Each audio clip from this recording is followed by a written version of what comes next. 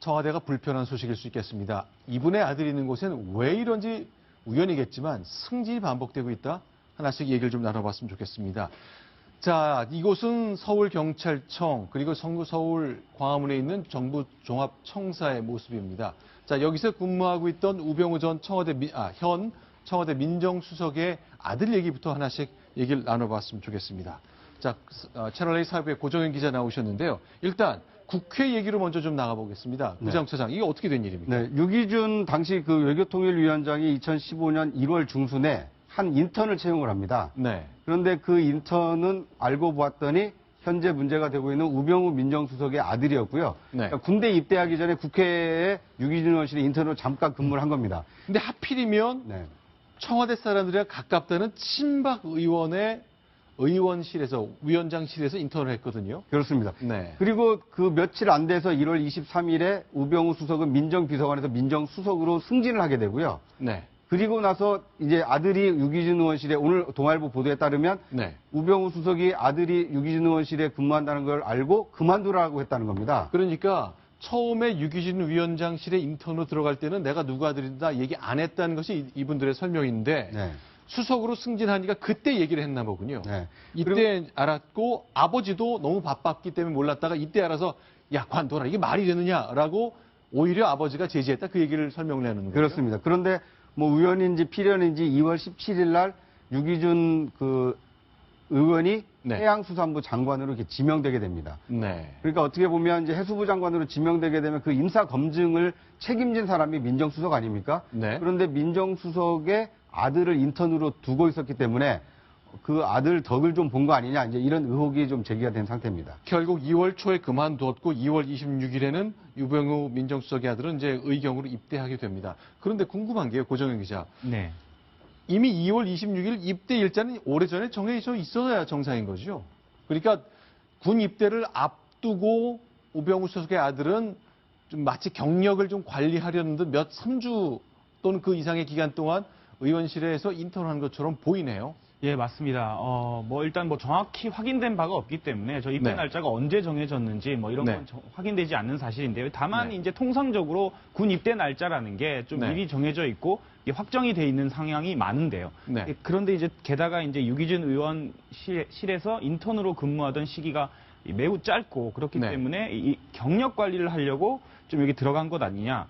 게다가 이제 유기준 의원실에 들어간 게 정식 인턴 근무가 아니라 네. 이 무급 입법 보조원으로 활동을 한 달 가량 했습니다. 그러니까 뽑기가 굉장히 쉽게 됐군요. 예, 맞습니다. 정식 절차를 거치지 않고 이게 좀 네. 아름아름해서 뽑힌 것 같은데 네. 하지만 이 국회의원실에서 입법 보조원으로 일을 했다. 이런 거는 이 청년 실업률이 매우 높은 이 요즘 시절에서 상당히 고스펙이 될 수 있는 가능성이 높은 것이죠. 이제 미국에서 대학을 다녔기 때문에 혹시 미국에서 대학원을 진학할 목적이 있다면은 한국의 의회의 외교통상위원장실에서 인턴으로 일했다. 이런 것들이 이제 미국 사람들이 눈으로 볼 때 굉장히 좋아 보긴 하겠습니다. 어쨌건 이런 추정이 가능한 것인데, 자, 저희가 이제 말씀드렸듯이 이 아들이 있는 곳에 승진이 있다고 얘기했습니다. 물론 이제 외교통상위원장 하다가 해수부 장관이 된 걸 승진으로 보긴 좀 쉽지는 않겠습니다만 어쨌건 바라고 선망하는 장관직이라는 흐름이 있긴 있기 때문에 저희가 이렇게 표현을 해봤는데 사실 이미 소개해드렸지만 우병우 수석의 아들은 의경 보직 그때도 모시던 분이 승진한 일이 있잖아요. 그러니까 이제 원래는 경비대 배치를 했었는데 네. 나중에 그 차장실 운전병으로 이제 근무지를 바꾸게 되지 않습니까? 네. 그런데 당시 경비부장인 이상철 경비부장이 이제 그 서울청 차장으로 승진을 하게 됩니다. 네. 그러니까 유기준 의원 같은 경우도 인턴으로 근무하고 유병우 수석의 아들을 인턴으로 뒀다가 장관으로 영전을 했는데 네. 그 이상철 경비부장도 경비부장에서 서울청 차장으로 승진을 하게 되니까 어떻게 우수석 아들과 함께 우수석 아들을 부하 직원으로 또는 같은 사무실에서 근무한 사람은 다 승진을 하게 되느냐 이런 얘기가 나오게 되는 거죠. 자, 고정현 기자. 이제 유기준 의원실은 설명을 좀 해야 될 것 같네요. 네, 맞습니다. 이 유기준 의원이 해명을 내놨는데요. 이게 당시 인턴을 뽑았던 건 기억난다. 그런데 누구 추천인지 기억이 나진 않지만 우병우 수석이 부탁한 적은 없었던 것 같다. 이런 식으로 유기준 의원이 직접 동아일보에 해명을 했고요. 아하. 유기준 의원실에서도 네. 이 말을 했는데 의원실에서 당연히 알아야 될 것 같은데 의원실에서도 누가 추천을 했는지 기억이 나진 않다. 하지만 이 유기준 의원이 직접 뽑거나 그랬던 건 아닌 것 같다. 그리고 이 우병우 수석이 좀 관여한 건 아닌 것 같다. 이런 식으로 해명을 했습니다. 자, 박성부 부장께 좀 질문 드리기. 좀 전체적으로 큰 틀에서 좀 판단을 좀 부탁드리겠습니다. 우연이라고 볼 수도 있겠죠. 그러나 이런 것들이 반복되는 것 같고 뭔가 좀 절제라든가 조심을 한다던가 몸가짐을 좀 바로 한다거나 그런 느낌은 잘 안 드네요. 결국 이제 우병우 수석이 과연 그 공인으로서 처신을 그동안 뭐 처가의 재산 관련이라든지 또 공직자를 검증하는 그 직무상의 직분을 다해왔느냐 이런 논란에서 어떤 자질 문제가 제기되다 보니까 지금 저 문제까지 갔는데 사실 지금 저 아들이 그 유기준 의원실에서 입법 보조원을 했다는 사실이 유기준 의원이 장관으로 발탁되는데 뭐 아들이 추천을 해서 장관을 사실 네. 후보로 올라갈 것도 아니고 그렇죠. 어떻게 보면 저 자체가 어떤 문제가 된다고 보기는 어렵지만은 다만 이제 궁금증을 갖는 것은 그 아들이 있는 그 기간에 어떤 그 직후에 유기준 장관으로 추천이 되고 유기준 의원이 네.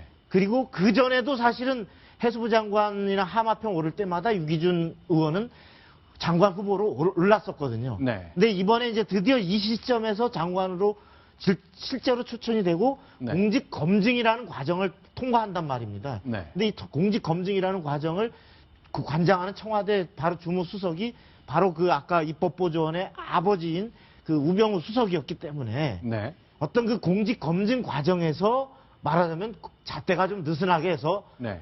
설렁설렁 통과된 거 아니냐 이런 의혹을 지금 낳고 있는 대목인데 네. 이 과정에 대해서는 사실 그 우병우 수석이 네. 어떤 지금 이 건건이 이거 하나하나를 해명하기보다는 네. 큰 틀에서의 본인의 지금 어떤 그 와닿는 여러 가지 의혹이라든지 이런 문제에 대해서 과연 더 이상 이런 문제까지 불거질 정도로 계속 이렇게 가야 할 것인가에 대한 네. 판단이 필요한 때인 것 같습니다.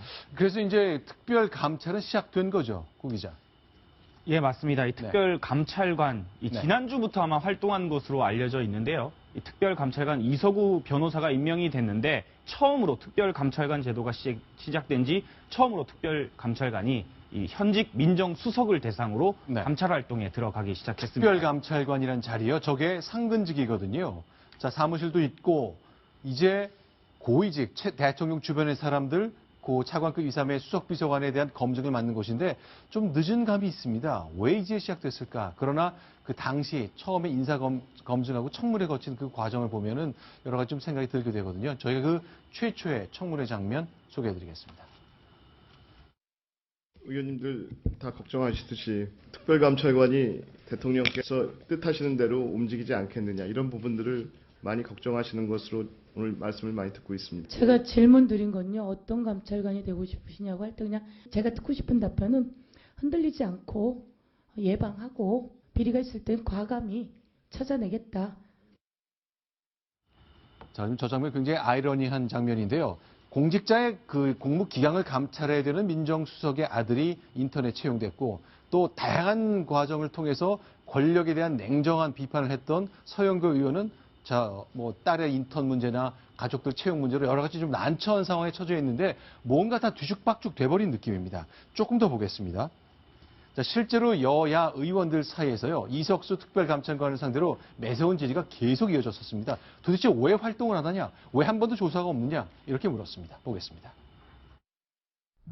감찰관님, 작년 7월 1일 사무실 입주하셨으니까 1년이 다 되셨습니다. 그동안 감찰 실적이 있으십니까? 감찰 예방 활동에 노력을 했습니다만은 실제적으로 감찰 개시 결정에 들어간 사례는 아직까지 없었습니다.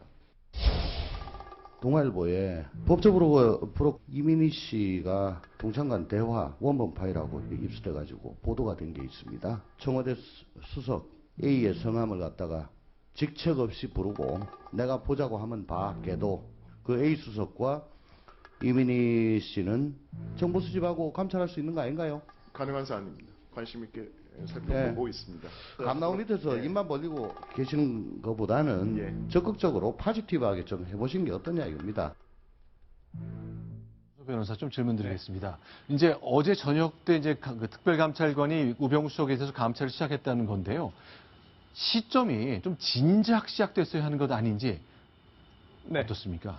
이제 그 특별감찰관 제도가 네. 특별감찰관 법에 의해서 만들어졌고요. 네. 대통령 직속입니다. 네. 그러다 보니까 보는 각도에 따라서 두 가지 해석이 가능할 것 같아요. 우선 네. 굉장히 그 지금 조응천 의원 이야기했던 것처럼 선제적으로 굉장히 과감하게 먼저 의혹을 파헤치는 쪽으로 수사하는 것이 맞지 않겠느냐, 조사하는 것이 맞지 않겠느냐, 감찰하는 것이 이런 의견이 있을 수 있고요. 또 반대로 보자면 그것보다는 오히려 의혹이 정말 무르익은 상황에서 객관성이 필요한 그런 그 상황에서 이제 그 투입되는 것이 맞지 않겠느냐라는 의견도 있습니다. 따라서 특별감찰관 제도를 어떻게 보느냐에 따라서 시각이 달라질 수 있을 것 같고요. 또 하나는 시기도 중요합니다만 일단 감찰에 착수한 후에 과연 어떻게 진행을 하고 어떤 결과물을 얻어내는지가 굉장히 중요하거든요. 따라서 법이 만들어지고 시행되기 지금 된 후에 1년 만에 처음으로 지금 시행하는 감찰이기 때문에 과연 이번 감찰에서 어떤 결과가 나오느냐에 대해 거기에 따라서 특별감찰관 제도의 어떤 그 존재의 의의가 다 국민들께서 결정하실 거거든요. 저도 어떤 결과가 나오는지 면밀하게 지켜보겠습니다. 자, 민정수석, 이제 드디어 감찰의 도마 위에 올랐거든요. 사실은 이런 감찰을 주도했던 위치에 있어야 하지만 상황은 역전이 됐습니다.